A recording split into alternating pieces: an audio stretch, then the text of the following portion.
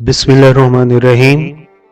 जैसा कि हम सबको मालूम है कि साबिक सदर जनरल रिटायर्ड परवेज़ मुशर्रफ अपने गैर मामूली फैसलों और मुतनाज़ा इक़दामात के बायस मुल्क की तारीख में हमेशा याद रखे जाएंगे। ये बताते चलेंगे साबिक सदर जनरल रिटायर्ड परवेज़ मुशर्रफ तवील अलालत के बाद कल 79 साल की उम्र में दुबई में इंतकाल कर गए थे। आज हम इस वीडियो में उनकी जिंदगी पर एक नजर डालेंगे।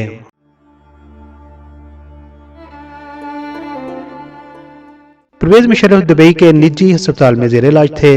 उनके अहले खाना ने तस्दीक भी कर दी कि उनका इंतकाल हो गया है और उनको वहां से पाकिस्तान लाने की तैयारियां भी मुकम्मल हो गई हैं।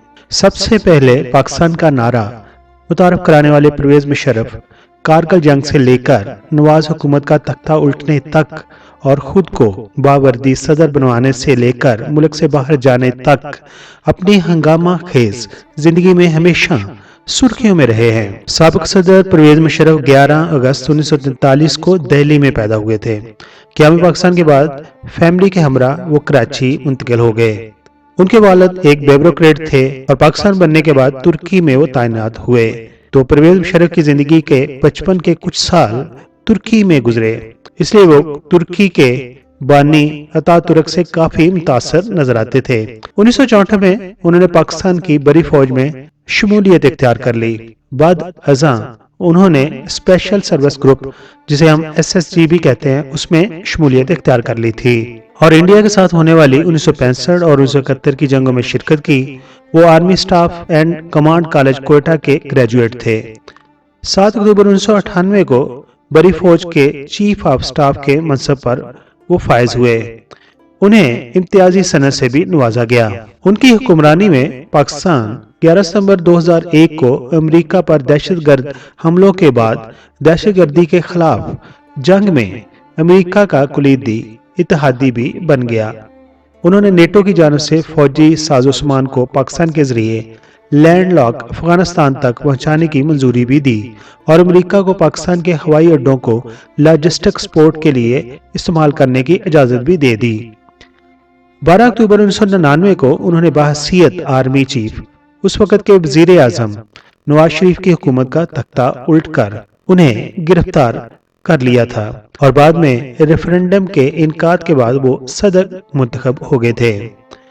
2001 से 2008 तक सदर पाकिस्तान के ओहदे पर वो बुराजमान रहे। बाद अज़ां असम्बलियों ने भी उनके उस फैसले की तौसीक कर दी थी।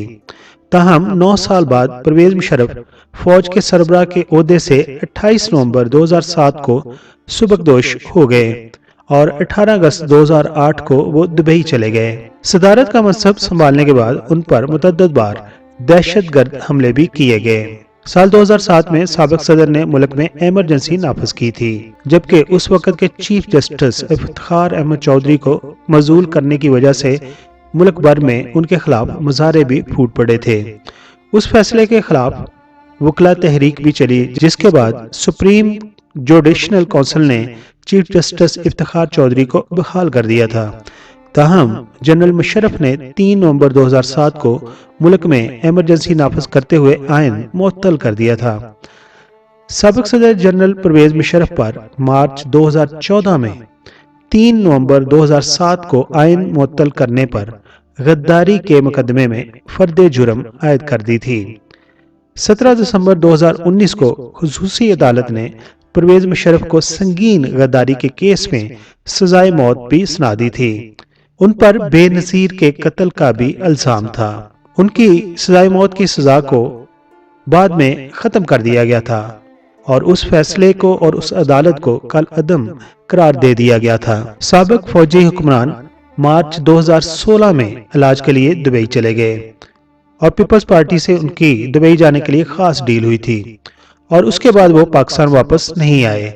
लंदन और दुबई में क़याम के दौरान उन्होंने कई लेक्चर्स भी दिए, जिनकी वजह से हर लेक्चर पर उन्हें भारी मुआवजा भी मिलता था।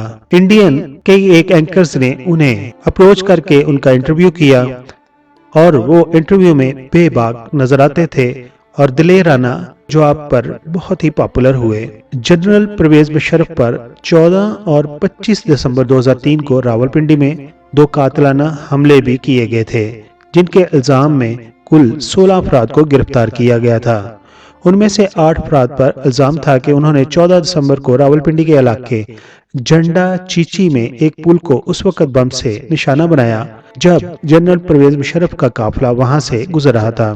اس حملے میں کوئی جانی نقصان نہیں ہوا تھا، جبکہ دیگر 8 ملزمان پر راولپنڈی کے ہی علاقے میں جنڈا چیچی کے نزدیک 2 مختلف پیٹرول پمپس کے قریب جنرل پرویز مشرف کے قافلے پر خودکش حملوں کا الزام تھا، جس میں سابق صدر تو محفوظ رہے تھے لیکن خودکش حملہ آور سمیت 12 افراد مارے گئے تھے۔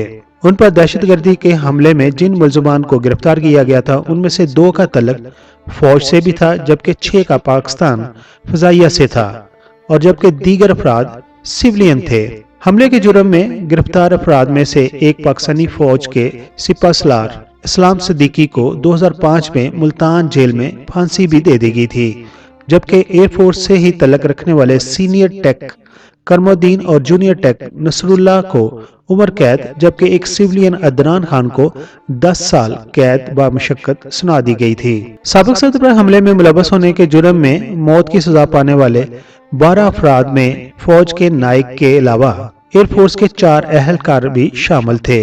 انگریزی کے ایک ماہنامہ بات کرتے ہیں کہ پرویز مشرف کو کون سا مرض لاحق تھا جس کی وجہ سے وہ طویل عرصہ تک بیمار رہے۔ پرویز مشرف ایمالوئیڈوسس نامی ایسی بیماری میں مبتلا تھے جس میں پروٹین کے مالیکیول درست طریقے سے تہ نہیں ہوتے اور اپنا کام کر نہیں پاتے۔